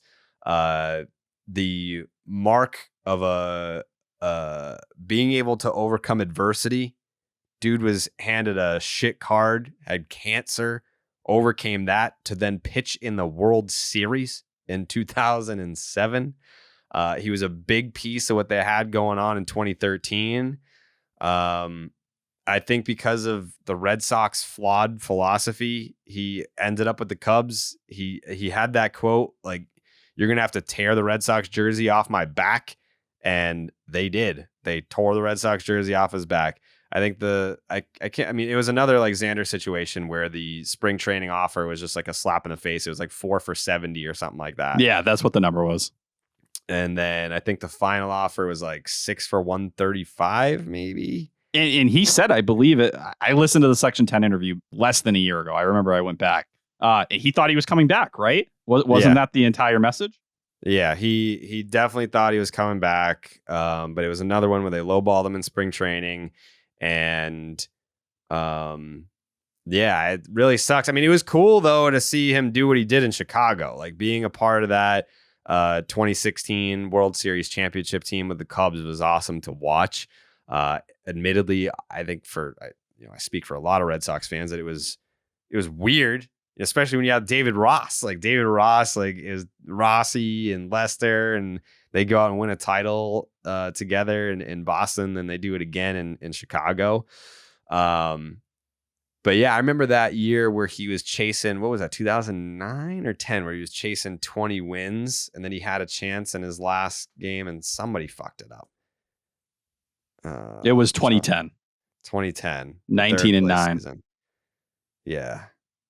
Jon Lester, 110 wins with the Red Sox, 110 and 63 with a 3.64. That's the craziest part. Jared, if I tell you the team, you think you'll remember what happened? Yeah. Cleveland. Cleveland. New York right before that. Looks like he got back in like who blew 09. it? Yeah. Oh wait, hold on. I clicked 09. I'm supposed to click on 2010. I'm a fucking fraud. 2010, last start of the year against Chicago. It was a loss. White Sox. He got the loss, or someone in the bullpen got the loss? I believe he did. He got his dick kicked in. 4 innings. Oh, really? Damn. What happened in that game? Let me see. I think what's crazy about Jon Lester's career is that in 9 years with Boston, he had a 3.64 ERA and a winning percentage of 636. And then with the Cubs, he had a 3.64 ERA and a 636 winning percentage. Model of consistency. How crazy is that? That was the thing about Jon Lester. And like you got those years with the Cubs where he, it turned up. Those like end of Red Sox tenure, beginning of Cubs, like you saw a guy kind of transform. Everyone called Jon Lester a 2 forever. Like I remember that being the constant conversation, and you saw him morph into that playoff beast. Like World Series Game 1. Like I always think when I picture Jon Lester in my head, that guy who went out there and shoved and set the tone for that World Series, like it lives with me. Like even 2008, I feel like Jon Lester is like such a crucial part of my childhood. I remember the first time I ever saw my dad cry, right? My dad was not an emotional guy, not at all. But when Lester threw his no-hitter in 08, and Tito walked up there and you're seeing them have their moment, he shed a tear. And I was like, holy fuck. Like, I remember the Nesson post game and like all that playing out. And that just always lives with me. Jon Lester was such a, I don't know, he was the young guy when I first started watching baseball. It was like, because, you know, Clay was getting that first taste and them coming up. And you obviously had Josh Beckett leading the rotation and all. But Jon Lester was kind of at the center of it. And it says enough that after all these years, even after the Bogart situation, I don't think anything will ever ring as loudly for this generation of Red Sox fans as letting Jon Lester walk. Yeah. Because it's what happened. Who knows? Maybe Bogart's legacy ends up doing something similar, but we don't get to hold Jon Lester as close to us anymore. We really do have to share him with the city of Chicago. We do. And I'm fine with that because it's like, as long as they understand that he's ours too. Like, I don't ever want to get into a debate with a Cubs fan and be like, well, he's more ours. It's like, I feel like it is kind of 50-50. And if anything, we have the case. You got 2 rings. More. Yeah, you got 2 rings here, got 1 there. Obviously, the 2016 Chicago Cubs championship. Like, if we were talking like 04 versus 16, then it's different. But like, you know, 16 kind of counts as 2 in a way. But yeah, I think Cubs fans probably understand, like, you know, it's 50-50. Like we're co-parenting with Jon Lester. I really enjoyed that Jon Lester interview. I don't know if they might have deleted it. It's probably exists somewhere, but it's on YouTube, right? Oh yeah, it might be on YouTube. You're right.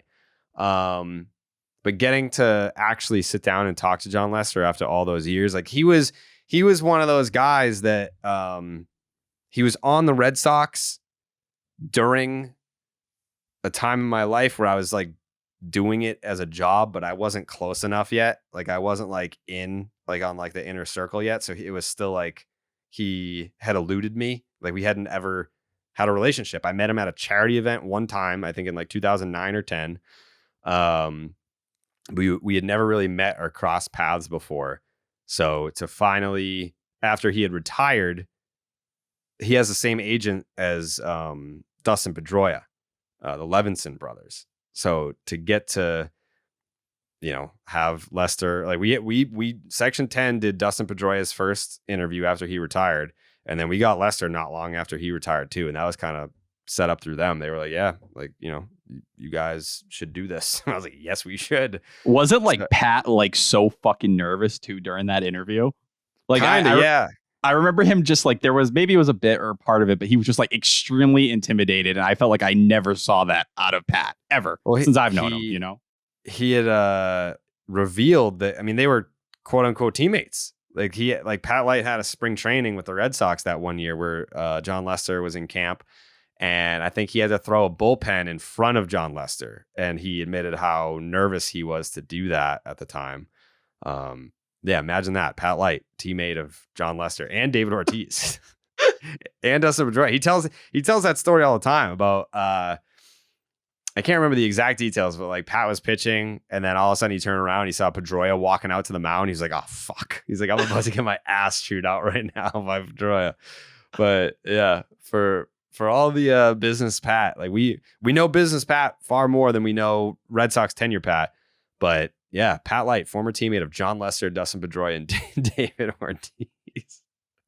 And like with Jon Lester, it really is a dying breed. Like that's not the guy you're going to see in the big leagues anymore. That is like so kind of old school, old sturdy ace. Like I'm just going to go out there. My stuff is never the best out of anybody's. Like no one's going to ever look at me and think I'm overpowering anyone. He just was an old school bulldog.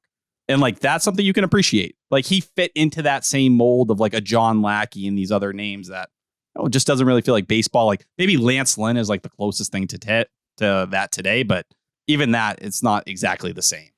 No. And I pulled up Lester's postseason numbers here. Oh my fucking God. They're so ridiculous. You want to hear them? Please. 154 innings, you know, obviously between the Red Sox, Cubs. He had one playoff start for the A's. Yeah. 251 ERA and 154 innings. So a season's worth of innings. He was an ace in the postseason.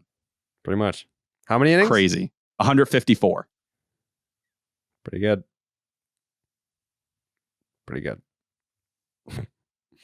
I remember that A's start. He lost, right? Yes. They traded Cespedes to get Jon Lester to pitch in the postseason, and I think it was a 1-game play-in game. Lost. You're right. And shout out to Jon Lester, because without that trade, while I wish it never did happen, We don't. who knows? Maybe you re-sign him, you get Porcello, right? Mhm. So like, Rick Porcello is no Jon Lester. Don't get me wrong, but at least we gave up something we loved to the utmost degree. We got something else we ended up loving a decent amount. Yeah. Jake, what are your Jon Lester thoughts? I remember his interview was like one of the first Section 10 episodes I ever produced. Like, Oh yeah, I think I'd you were done there like for that. Yeah, I'd done like 2 or 3 episodes, and then you're like, we got Lester tomorrow or something. And I was like, fuck. Gotta make sure I'm on my A game for this one. But yeah, I mean, it was just an all-time legend. I was at his no-hitter with my grandma, so that was a cool memory I have of him. But yeah, just Red Sox through and through, that guy. Yeah. Yeah, I mean, I wish I had more like Lester stories, but I mean, like, I feel like every Lester moment is a moment that we've all shared together. Like, Yeah. the World Series titles, the no-hitter.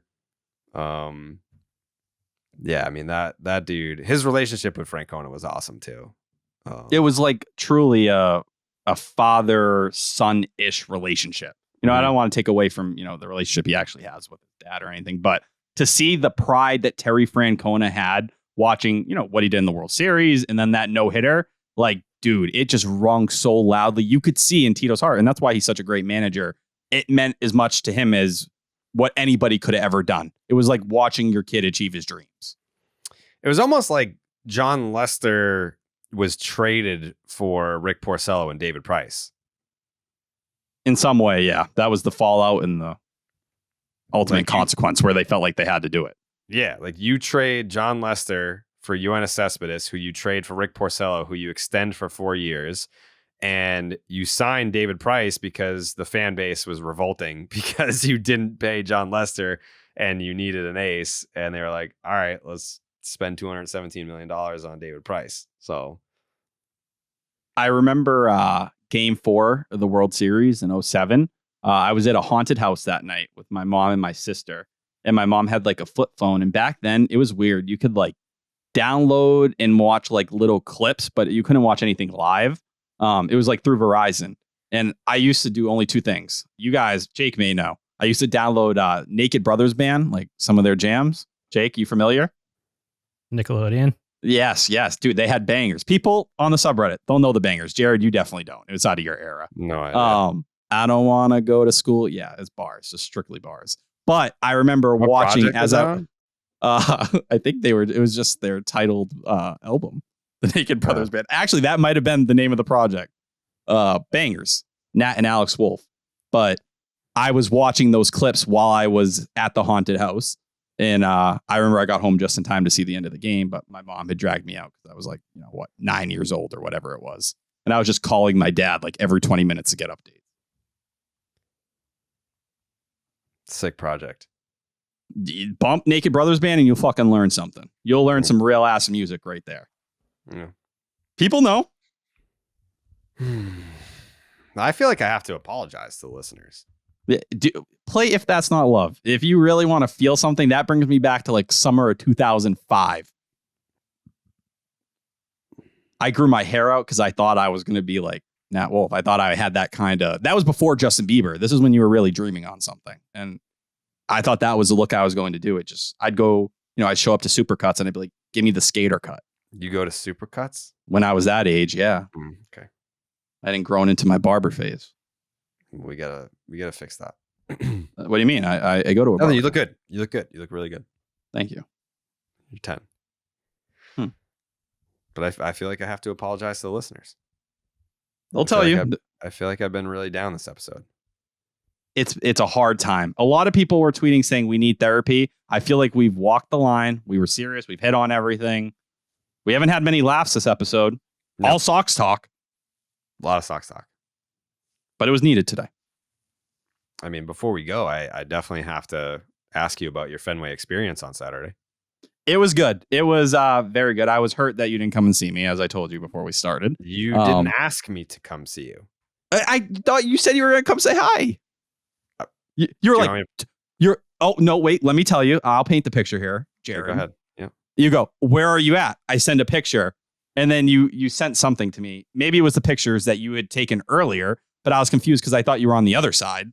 Yeah, you're an idiot. But yeah, so this kid, like, I'm sitting to his left, and he's like, "Where are you?" No, I said, "Where are you?" And he showed me his point of view. So I found him in the crowd, and I zoomed in, and I took pictures of him, and I texted him to him.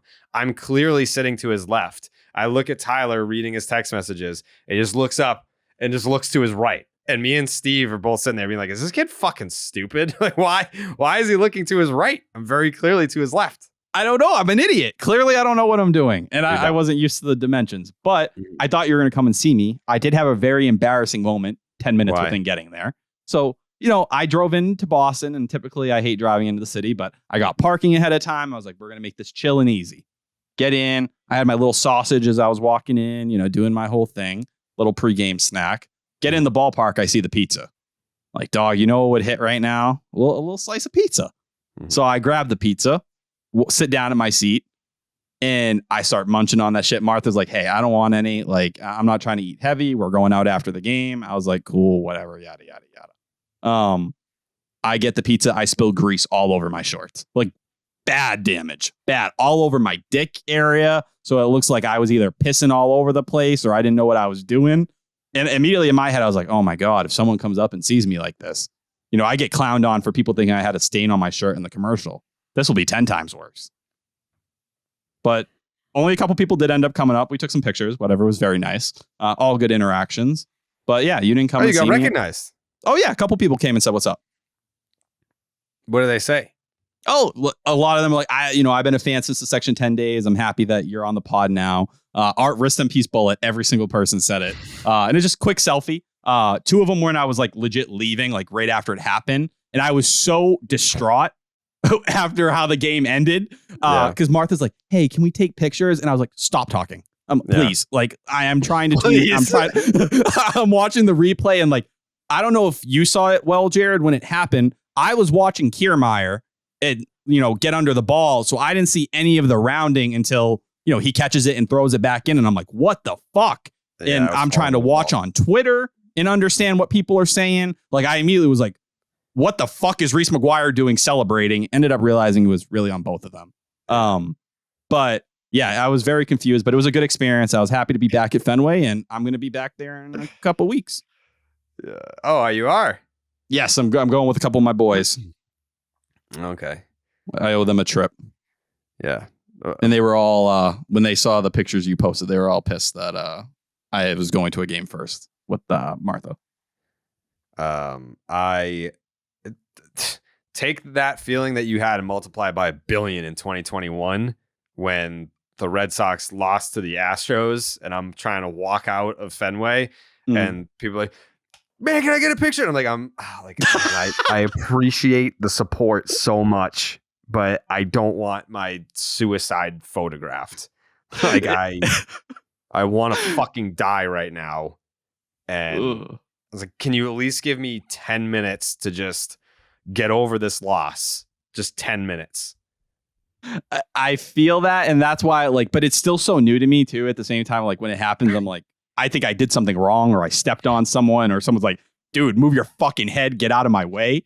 So when everyone would come up and be like, "Oh, hey, yada, yada, yada," I'd be like, "Oh yeah, no, cool. Let's do it." And I'd snap out. But yeah, I was a disaster. It was fun. I loved being there. That's the only time in my life I feel like I might have given a listener a bad fan experience. But that's my biggest worry. Also, they have to understand, hey, the Red Sox just lost a nut punch playoff game to the Astros, and it just happened 45 seconds ago. I need a minute, please. That's the only time. I've never been prickly ever. I've been in some bad moods, but it's if someone comes up, that changes your mood. It's oh, cool, man. You listen to the podcast, and that makes me feel good. But immediately after a bad playoff loss, I was just I've never wanted the invention of a teleporter more than after those Astros playoff games. Get me the fuck out of here. I can't imagine what it's like for you at the game, because in my head, not in a dickhead way, right? I'm not trying to be a dickhead, but you know that meme of the guy in the corner and like everyone's talking at the party and like in his head, he's like, they don't know that I'm like this. I was like, in my head, I'm like, fuck. Like I was around old people, like very older people. So I was like, they definitely don't know who I am. But I was like, are there people looking at me and like, look at this fucking idiot at his first Red Sox game this year. This clown shoving pizza down his throat as Martha's like looking at me and like, are you okay? Like, are you all right? But it was fun. I had a lot of fun and I'll be back soon. Hopefully next time you come and say something to me. Yeah, hopefully next time you ask me and I will. Fucking dickhead. Excuse me? What? The man who can walk wherever he would in Fenway would not walk to his boy. You didn't ask. You want me to ask? Will you come say hi to me? How pathetic is that? All I have to say is like, come say hi. I'd be like, I thought you'd be like, right there. I thought you'd be like, damn, Tyler, like, let me come through. Let me say what's up. Let me say hi to you and Martha. It's also awkward because there's probably no open seat. And your back that's true. was like the walkway. So I'm just going to stand there in the fucking walkway and block everyone's views. Well, at one point, someone like was behind me and their back like brushed up against me. And I thought it was you doing like one of those like arm around, like, hey, man, like, how you doing? I was like, oh, like, Jared. And then I turned around, this sweaty dude right behind me, just like trying to get by. I was like, oh, all right, well, clearly unloved.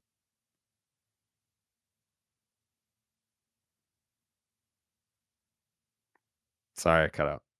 It's okay. I was talking about how I thought you wrapped your arm around me at one point. I would never do that. So that's why you know that it wasn't me. It felt almost like you. It felt like you. Like in my head, I picture how your touch would feel. And that's how I pictured it. I think we've embraced before, maybe. Not a little bit. Remember, but you'll see me. Excuse me. You'll see me Wednesday. I'll be in my element. Yeah, Jake will be there too. Yes, I am excited to see both of you. And I want to thank the people who called in on Friday when I hosted the baseball hour as well to pay their tributes. We had full lines from the first segment on. I'm sorry we didn't take that many calls. I definitely was working through the kinks, but it was fun. But did people pay their respects to Bullet on the air? Yes, they did. Very good calls. Like they were like a couple people, prospect stuff, regular Red Sox stuff, trade deadline. Yeah. And I was super nervous. People probably could tell. But I thought it went solid. And Ian Kundle, shout out to him for joining me. He was awesome. We did 15 minutes on everything in the system. And it was some of my favorite radio, listening or doing. So very good. And we'll do Wednesday. I think, get more reps underneath my belt, continue to build on that. And I do want to say, you're going to be nervous with me? No, I'll feel a lot better with you. I didn't realize you're in be my hosting. head. You're going to be hosting. I'm your guest. But it's easier when you have someone to bounce off of. I guess in that first segment, I really learned what it was like to talk for 13, 14 minutes without anybody else. Yeah. Because I didn't have Jay Stu there or anyone. But hey, I learned it. I did it. Was it perfect? No. But who the fuck's going to be perfect the first time? I was doing headlines for the first time. I was doing the hourly, like a lot of firsts that day. Did I see somewhere that the Red Sox are going to wear their yellow jerseys tomorrow? Oh, are they really? Did I see that somewhere? Hold on. I haven't looked at Twitter. Give me 1 minute here. Did I see that? Wait, what? Oh, I just got a weird ass DM. From who? I will not say, but I'll tell you once I get off here. Oh boy. What was I saying? What were we talking about? I'm sorry. Nothing. Anyways. Yeah, I just lost my whole train of thought. It's Tim Anderson. Tim Anderson just sent out like 50 tweets in a row. All this happening for a reason. We stay focused with this shit. Been going through this shit for a minute.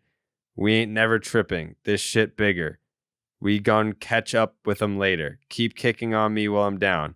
A lot of motherfuckers been switching up too. Hashtag fake shit. And who the fuck gave losers opinions? Y'all got me fucked up for real. Hope you picking up what I'm putting down too. The picture bigger. That was like 9 tweets in a row. It just went off. Bro, that right hand, Jose Ramirez. Holy fuck. That was nuts.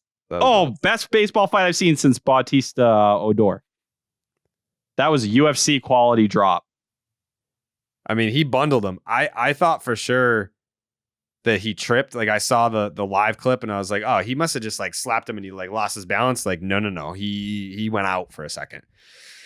That was something. All right. Any final thoughts? Jake's takes? Oh yeah, we didn't do the fucking stop and shop. I was about to say, right? Fucking damn it. I'm going through it quick because I don't want to fucking talk about baseball anymore. I really don't. Let's speed run it. Yeah. Fuck. It's a 4-game series. Brian Bayo versus Cole Raggins. Cutter Crawford versus Brady Singer. James Paxton versus Jordan Lyles. And it looks like an opener versus Alec Marsh. Does that sound right? Did they name a starter for Thursday? No, they're not. And they're trying to figure out how they want to kind of label it out here. Cora says we'll figure it out as we go, basically. Honestly, win a fucking game and you get the stop and chop look ahead back. Win a fucking game. Yeah. In terms of other stuff, you're not going to see Sale in this series unless, no, he won't pitch Thursday. And you're probably not going to see Story unless he plays that first day after. Like, this is what episode is this? This is episode 113. So like franchise over 500 episodes. This is probably like the lowest energy that I've ever had for an episode ever. Like that's what this team has done to me because of their style of play and just how fucking whiny they are behind the scenes. Like I don't have it. I don't have it today. Like I feel like this is probably the first time maybe ever in the history of this podcast where I feel like I can go back and look at my effort and be like, you didn't have it today. Like I just, and that's their fault. I mean, like I'm taking accountability, but I'm also placing blame. Like, I mean, if this team wasn't the way that they are, I feel like I wouldn't be this way. Like I would consider myself to be a pretty hard worker. I feel like I dedicate a lot of my time and energy to my job, but I am fucking exhausted, and it is because of a lot of the bullshit around this fucking baseball team. So that's go win some fucking baseball game.